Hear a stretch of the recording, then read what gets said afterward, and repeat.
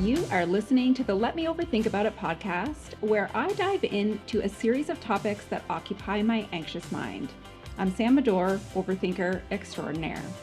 This week, I'm overthinking about past, present, and future with my pal, Danielle Crowell. This is the final episode of season 4, and we are going to do things a little different. Danielle is going to interview me. I'm super excited / nervous, actually a little. So I hope you enjoy our chat. So Sam, the topic of your podcast is Let Me Overthink About It. What is your definition of an overthinker? Oh, heavy hitting question to start. Danielle. You got to roll right off the bat. I love it. Okay. I overthink that, no, just kidding. I think that when I think of an overthinker, mm-hmm. I think of somebody who just has difficulty processing quickly. So needing to have sort of all options considered before making a decision, for example, or more common, dwelling on the past and sort of all of the things that I could have said or should have said or done differently or whatever. I think it's, just not being able to really let things go, but also not being able to come to a decision really quickly. Mm. Yeah. And now, when did you begin to identify as an overthinker? And for context, really when I thought of the title of this podcast, it was like, let me overthink about it. It was kind of like a cutesy it's sort cheeky, of, fun, like a little, like sort of, and that's sort of the nature of it in general is like, yes, I am an overthinker 100%, but it's also, that it's kind of like a more fun way of talking about a topic that's a little bit more serious, because I do think overthinking can be good in some ways, but it's also obviously a sign of, anxiety and all of those things. So I've identified as somebody with anxiety since I was, I guess probably like 10 or so years ago, not that long ago. I have had anxiety my whole life, but I haven't really considered that as something that I struggle with or put a name to until it was probably about 10 years ago. Actually, I'm saying 10 years ago. I'm forgetting how old I am. It was longer than that. But, somewhere within the last, 15 years, I've been an overthinker. And, realize after doing this now this is the 4th season, that more and more people identify as an overthinker than I realized. Yeah. It's super relatable. And it's kind of one of those things, too, where it's like naming yourself as somebody with anxiety or, XYZ can feel a little, I don't know, scary or big. Mm-hmm. But overthinking is a little bit more, okay, I overthink, you overthink, everybody overthinks. Mm-hmm. And so it's a little bit more of a relatable title for it. Yeah, absolutely. Yeah. And with the podcast, I was always thinking, I don't necessarily need to name mental health in every episode. Like, I don't need to talk about, depression or PTSD or, all of these, mental health topics each week. I want those conversations to just sort of be woven in naturally. Yeah. So, to use the term overthinking is, again, just sort of that lighter way of looking at mental health, but still obviously taking it seriously, because that is what helps us sort of get to the point where we end the stigma, because we're just making it part of not like everyday conversation, like, oh, I'm an overthinker, or, oh, I have anxiety or whatever. It just can then become part of day to day. Yeah. Was there like a defining moment that you thought, oh my gosh, I am really overthinking this, that kind of started to create a little bit of a ripple effect? I think every time I say I think, I'm like, here we go, because I am an overthinker. I overthink. Yeah, exactly. This conversation can go downhill really quickly. It's funny because I often think about societal pressures or societal expectations as sort of the impetus for my overthinking. So like, and that can be, yes, societal pressures, but it can also be just my assumed pressures or expectations I assume people have of me or expectations that I have of myself. Mm-hmm. And so I think that's where my overthinking really becomes detrimental to me and almost, paralyzing sometimes, because it's like, if I start to think this is what my expectation is of me for whatever this thing is, but then also this person's also expecting this of me, and I don't want to disappoint that person if I do this or don't, like, that's where it becomes this spiral of like, holy shit, this is not, Yeah. this isn't it. This isn't where I want to be spending my time, but it's hard to then get yourself out of that, ravel of thoughts. Yeah, I relate to that a lot. Just always worrying about other people's, how are people perceiving me? Oh, I said this thing. It came out this way to me, but did it come out the same way to them? Like you start to go through this thing that you really can't control. I mean, you can't control other people's, how they perceive something or hear something. It's true. And it's one of the most frustrating, like, one of the hardest things to shake myself of is that, feeling that what I've said or done has been misinterpreted. Or like, even though I have no control, like you said, I don't. And even though people can say, like, you can only control yourself, and these are like, yes, 100% that's true. But in those moments, I forget, or I just get caught up, or I feel like, oh, I just need a minute to just over exaggerate or overthink it. But it's hard. And I think too, like, I've always been a very sensitive person, and I think sensitivity has often been viewed as a negative quality to have. So I think because sometimes it's my sensitivity that triggers the overthinking, because it's like, oh gosh, sensitivity in what if I said something that hurt someone? Yeah. But also sensitivity in that what that person just said hurt me. And so I often, because of that sensitivity, have a hard time really kind of putting my finger on, is that just, and I'm putting just in air quotes, is that just me being overly sensitive, or is that like a legit thing that I should be upset about or whatever? So I think that's kind of where I'm getting at with the expectations, because people don't expect you to be sensitive. People expect you to just like let that go or whatever. But that's just kind of part of who I am too. So I don't want to lose that part of myself, but I also don't want to let it get the best of me. Yeah. Yeah. Talk about overthinking. I was just going to say, it's like one of those, it's like a Did everybody spiral. keep up with that? We have a couple of people watching here in the audience. And so I don't know if you guys followed that train of thought, but if you did, you're my people. I already know you're my people. So the intention behind the podcast, again, it's, around the idea of overthinking and there's so many other avenues that you go down with the podcast. What was your intention when you started it?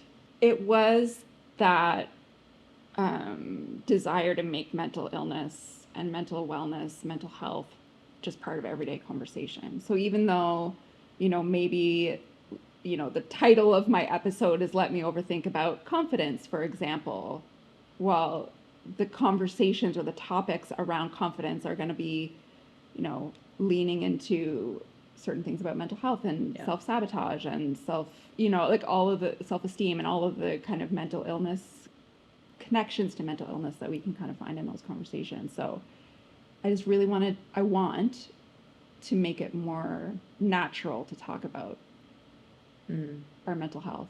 You're 4 seasons in now, which I have to pause before I ask this next question and give you like a huge shout out for that, because not very many podcasts last, to 4 seasons. Especially, when you're doing it on your own, like you're the host. Shout out to Jann now, that has been helping you with the editing and that. But like up until that point, you've done it all yourself. So huge shout out there. Thanks. When you look back over the past 4 seasons, has your intention changed at all from when you got started to where you are now? The root of it is the same. Yeah. Is, wanting to make sure that people are engaged in conversations about mental wellness and authenticity too. Like I never want to have a guest on my podcast who's like just trying to prove something or like, you know what I mean? Like I just want to have a real conversation. I don't want it to feel, I'm going to sell something to you now. Right. Like, you know what I mean? Like I want it to feel authentic and real. So I don't know if I guess I probably thought that when I was first planning the podcast too, but that's become more important, I guess, now is that, I really don't want I don't have any time for the bullshit conversations. Like I want to just have, and I worry though that some of the conversations are just like duplicates of each other. Do you know what I mean? Because it's like, if you just open it up as like, I'm not going to have questions in advance, we're just going to have a conversation. A lot of the topics repeat themselves. But then I guess that's important to have those topics repeat themselves, because those are the things that people connect with. Yeah, it's clearly repeating for a reason, because a lot of people are feeling the same way. That's right. And to reinforce that, like, I can hear the same message, 19 times listening to Mel Robbins' podcast, for example, but it's like each time it's like the first time I'm hearing it, or I hear it in a slightly different way. Yeah. So it resonates with me more in that context or whatever. Yeah, absolutely. Has there been any challenges with the podcast? Keeping going? Right. Yes, there has. Pressing publish, I guess, on that first episode was really hard. With anything, it's like, oh God, who even gives a shit what I have to say? So that was hard. It's hard when people don't reply. Like you're like, oh, I'm gonna reach out to this person, and that would be such a great guest, and whatever, they would be such a great guest, and then you don't hear back, or you follow up. Or in one case, somebody was yes right away and then ghosted me afterward, and I thought, oh, that kind of sucks. That hurts. And of course, as somebody with mental illness, it's like you focus on the negative over the, you're going to overthink the 20 other people who responded right away, super excited to be a guest. I'm going to focus on that one person who ghosted me. And then previous to season 4, where here's my little plug to the Mental Health Foundation of Nova Scotia, is getting that grant for this season. That's the only reason I'm doing this season, because I was at a point where I was like, I don't want to have to do the editing myself anymore. I learned how to do it myself, and I was proud of myself for being able to do it myself for 3 seasons. But then I was like, it's not really in me to do all of it anymore. So to get that funding was super important. It validated the work that I was doing from an organization who is like super well respected and does really great work around mental health in Nova Scotia, obviously. Yeah. But it also allowed me, you mentioned Jann, it allowed me, Jann, who's in the crowd here today, to be able to have that support of having Jann. Even just getting an email back from her as she's editing to say, I'm going to make Jann feel uncomfortable right now, to say, that was a really great interview. Like, I don't have that before. Like, I never had that before. I had it after the fact. I hope that went well. Yeah. I hope people liked that. It felt good. Exactly. And it's like, after the fact, somebody might come back and say, oh, I really liked your episode with Danielle, or like whatever. Yeah. But to hear that in the moment is so important. It feels like I'm part of a team instead of me doing it on my own, which is cool. Especially too, because I mean, you're not just talking about I don't know, like an easier topic. It's some of the conversations can be, deep stuff. And so they can feel vulnerable, and having somebody say that was really good. You're like, oh, thank goodness. Right. Like, thank you for validating me, because, sometimes you do get that vulnerability hangover, I'm sure. Yeah. 100%, especially like the solo episodes. Yeah. Where I'm like, I can't even believe I've done solo episodes, to be truthful, because I think I did a couple the first season, and they've been sprinkled here and there, and I've done one so far this season. So the difference with this season was, of course, again, Jann was able to say, that was really good. And I was like, okay, because otherwise maybe I wouldn't have even published it. Like, it would have been, again, gives you too much opportunity to overthink it and be like, should I have said that or what? Like, and the other nice thing about having somebody else edit it is I don't have to overthink what my episode is. So I don't have to overthink, like, should I not have used that word, or should I, you know what I mean? Yeah, like, maybe I'll just edit that part out or whatever, and just really dive into those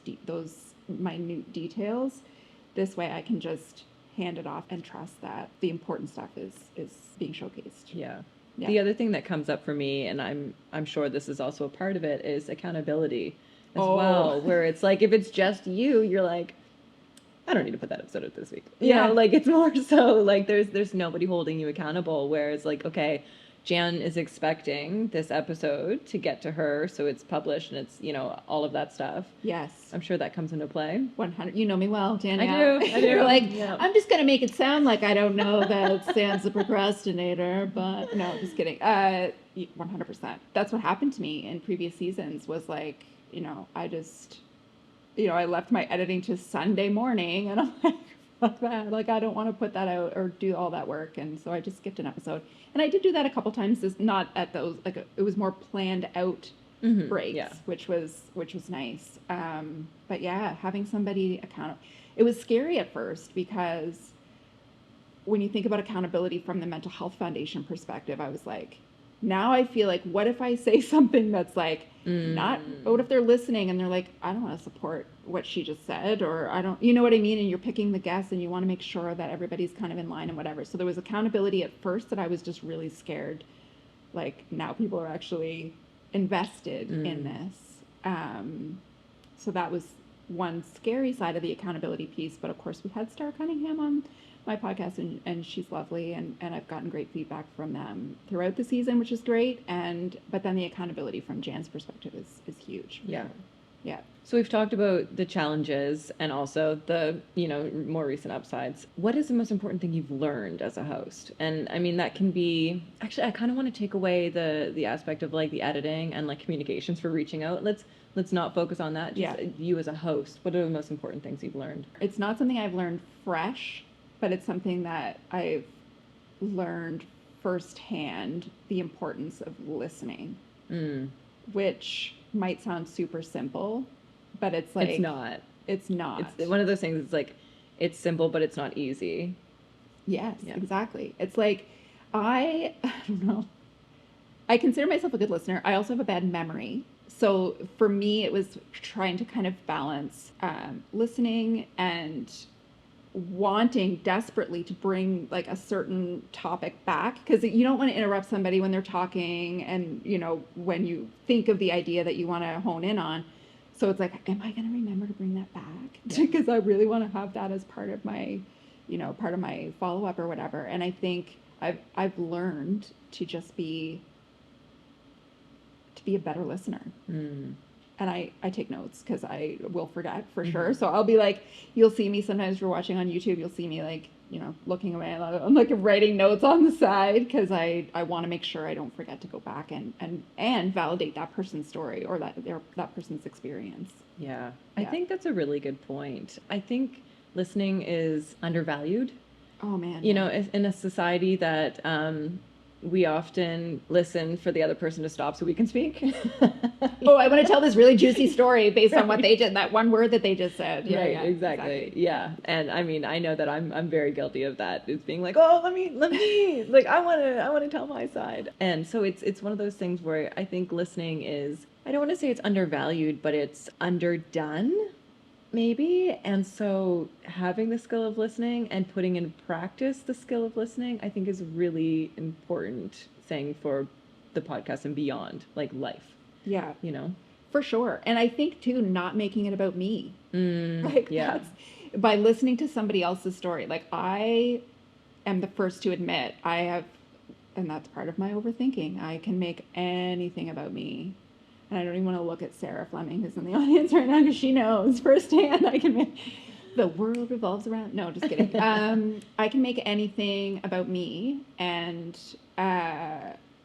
in these moments where it's a guest story that they're telling, it's great to be able to say, oh, I can relate to you. Obviously, like, you want to be able to interject those pieces if you can relate to somebody, but not to, You don't want to diminish their story. No, and I don't want to just be like, oh yeah, well that happens to me all the time. So, because I hate when people say that to me. So you don't want to just brush it off.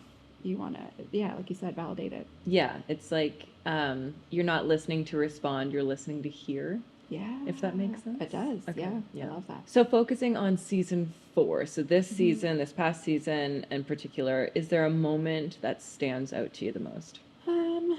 I don't think there's one moment.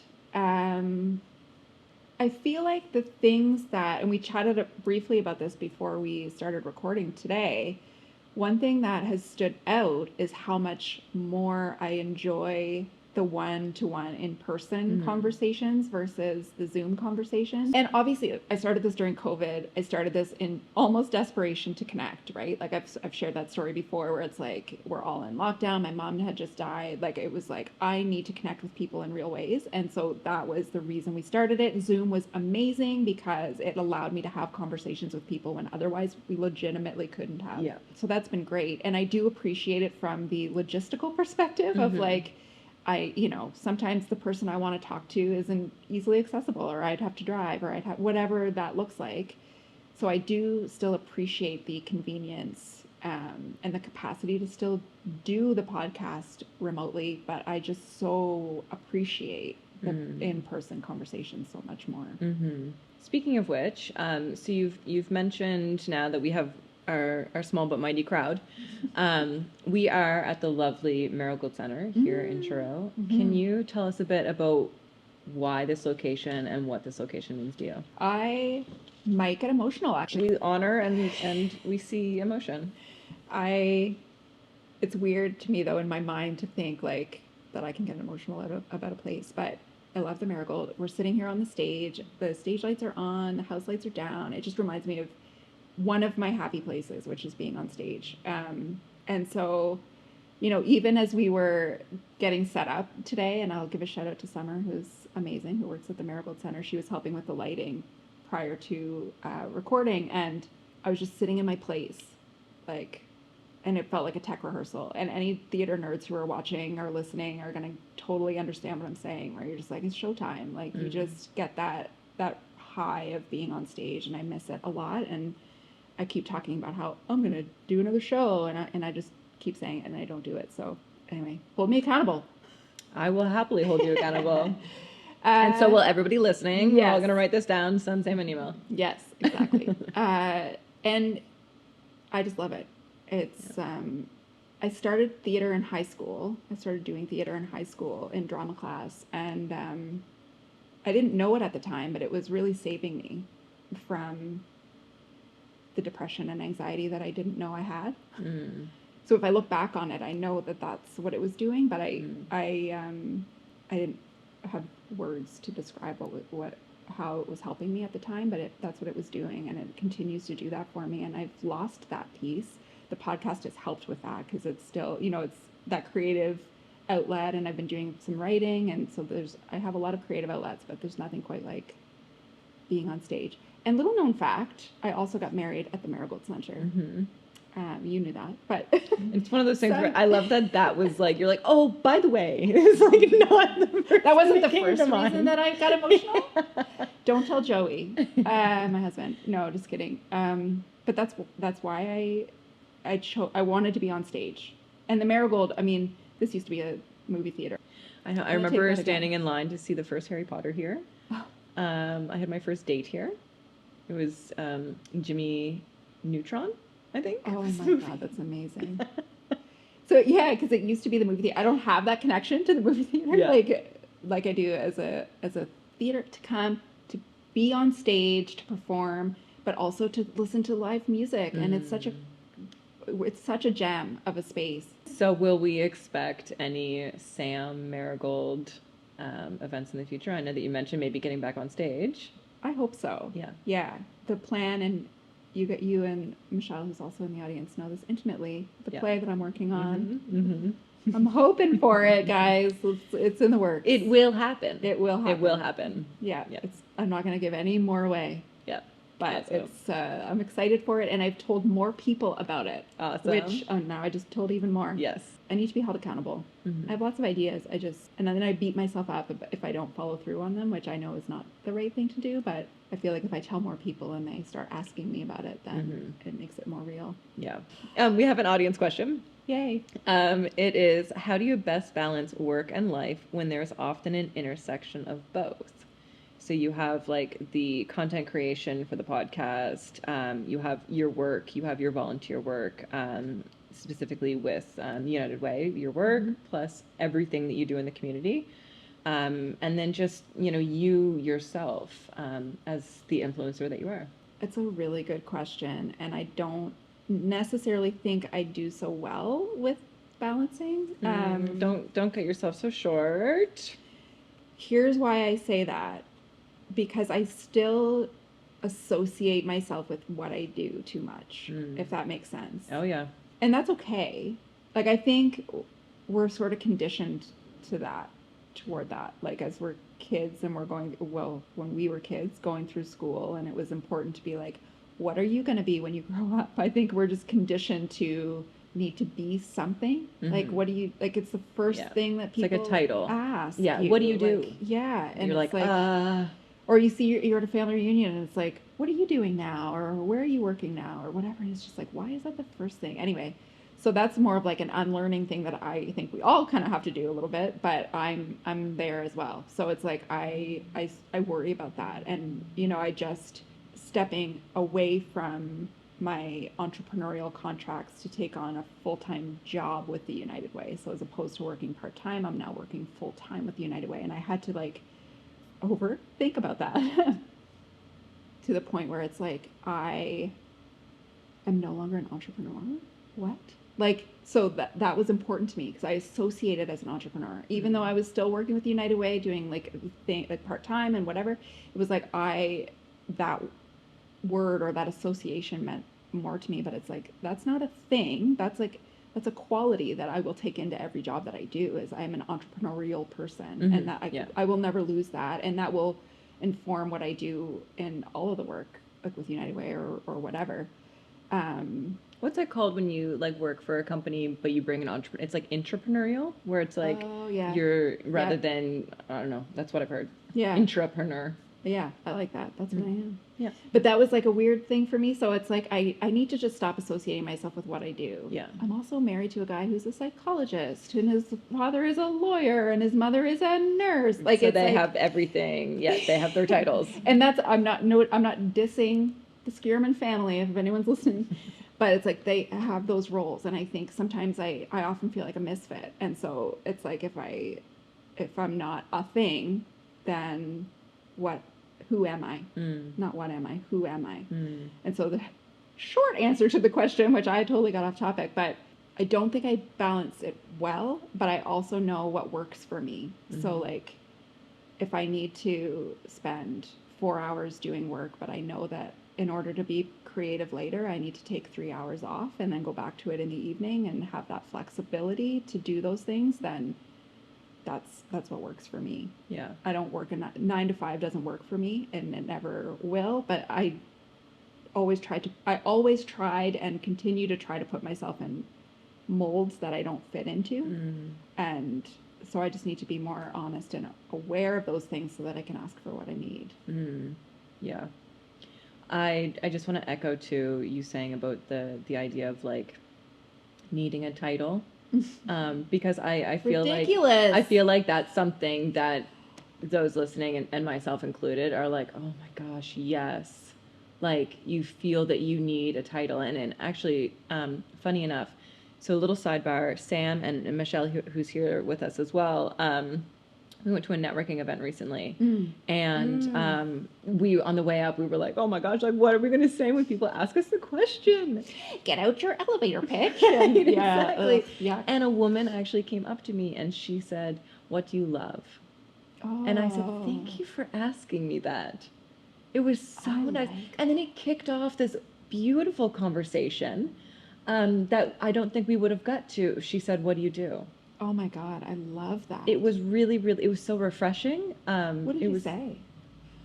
Do you remember? Yeah, I was like, I was like tongue-tied. I was like, I love a lot of things. Yeah. And it just brought us into, it's like, oh, well, I love being outside. I love, like you just kind of went into so many different ways. Obviously, I talked about like my horses and things like that, but it's like you went into all these different, tell me more about that. That's cool. It was really, really I like lovely. that. Yeah, I enjoyed it a lot. So yeah, I'm definitely gonna take that into like my next, like, because I don't like being that person either. That I don't like that question, but yet I ask that question. Because you don't know what else to say. Where that's what we've been trained to do. Yeah. Yeah. So now it's like I really appreciated her asking me that. Oh, I love it. Yeah. Thanks for sharing that. Why didn't you share that on the drive home? I don't Just know. kidding. But I mean, now you guys know. I love it. You were waiting for this moment. Exactly. Yeah. I was like, in the future, there will be a way that I can spotlight this opportunity. I like it. Yeah. So you, at the very beginning, you had mentioned we're going into the past, present, and future. I want to go a little bit more into the future. Yeah. Where do you see this podcast going? And also more specifically, the brand that you've created around the Let Me Overthink About It. I I want to do more in person for sure. I would love to have a space, that's already set up. I just, I set up appointments for people. Mm-hmm. We, instead of me choosing a corner in my house, and I shouldn't say it that way. I do have designated places where I do the recordings, but have a spot where I can come and talk to people in person. And maybe I love this too, to be able to have one or two people Mm-hmm. here and make it feel like a conversation that you just have with your friends. Mm-hmm. It just is a different vibe than talking over Zoom. Yeah, absolutely. So I see focusing more on that and only getting guests who I can have in person. As far as the brand, I can't remember where, it might have been at that same networking event, actually it was. Somebody was like, okay, you need to have merch, like, because she was like, oh, I'm You did have a lot of merch at one point. Yes, I do have buttons. Let me overthink about it. Buttons, of course. We have The mug. for anyone who's not watching on YouTube, you can't see it, but it's beautiful. There were and some stickers? journals, some stickers. Yeah, so I might try to get back into and t-shirts. Actually, I did with Broke Apparel. We did like a collaboration for t-shirts, and those sold out very quickly. Mm-hmm. It's nice to have just a few, and then it feels like, oh my god, they sold out so quickly. Oh, it's amazing. Yeah. So it might be fun to do little collaborations and stuff like that moving forward too. Yeah, absolutely. I love that. Yeah. Is there anywhere else you want to go in terms of like speak? I'm just thinking like you got to like put this out in the universe, like manifestation at its finest. Do you want to do speaking opportunities, like anything like that? I do love talking about mental health, like clearly. Any opportunity, if it's talking to kids or talking to youth in particular, because I don't think that age group is turning on my podcast and listening to it. If I can get into schools and talk to, like I mentioned when I was chatting with April Howe, I was telling her about my experience talking at my old high school, and it was like just being able to whether they look like they're paying attention or not, hopefully some nuggets are being absorbed, and just being able to talk to people about my experience and tell my story and hopefully have a couple of relatable nuggets. That's the stuff that I love doing. And not to say that I don't like talking to adults either. Obviously I do, and I like this venue for that, and I love mental health in the workplace, having those types of conversations and speaking opportunities. So yeah. Awesome. Any chance I can get to talk about wellness. My final thing is not a question, it's actually a statement. Okay. And that is, I just want to acknowledge you and give you all of the recognition that you so very much deserve, not only from this podcast, but for everything that you do. I want to recognize you for gathering groups of women specifically during the pandemic on things like Zoom that were, I joined every single one of them because it was so needed. You continue to gather specifically groups of women with your networking, with book clubs, things like that. You do so much for both mental health and community and just like relationship, again, specifically women, and we benefit from it so much. So I just want to recognize you. Thanks, Danielle. Yeah, and just say thank you. Thank you for saying that. And you know me well enough to know that's uncomfortable. I think everybody feels uncomfortable. I was willing to make you uncomfortable. I know you are. I was nervous about. No, just kidding. But I appreciate that. I really do. Yeah. Because again, when I think about the first 3 seasons, and obviously I have a support system. I have a support system and beyond the people in this room too, which is I'm so grateful for. But it's lonely when you're like putting stuff out there and you're just like, you're just saying you like it because you're my friend or you're my sister or whatever it is, right? So I think, hearing that and feeling the honesty in that is really important for me. Thank you so much for taking this on. You do have experience hosting podcasts, so thank you though for stepping up. This was really cool, and thank you, of course, to everybody for listening, and to the Mental Health Foundation of Nova Scotia. This is episode 20 of 20, and I'm just going to do a plug. I only hope that we can continue our relationship into season 5, because I do see that I don't want to stop yet, and so I see so much potential for more conversations. So Thank you. Thank you. This And was thank you super all for fun. listening. Good? Yay! So good.